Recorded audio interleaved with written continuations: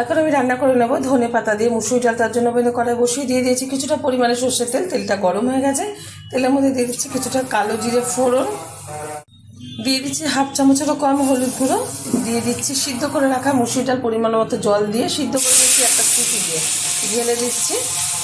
দিয়ে দিচ্ছি একটা ভেঙে কাঁচা লঙ্কা ব্যবহার করুন, আপনারা এখানে শুকনো লঙ্কা ব্যবহার করতে পারেন। দিয়ে দিচ্ছি পরিমাণ মতো লবণ। এবারে দিয়ে দেবো কুচিয়ে রাখা ধনে পাতা, ফ্লেভারটা ভীষণ ভালো আসবে, খেতেও খুব ভালো লাগবে। এখন ভালোভাবে আমি নাড়িয়ে দিচ্ছি, আর এটা হাই আছে, আমি 2 থেকে 3 মিনিট মতো ফুটিয়ে নেব।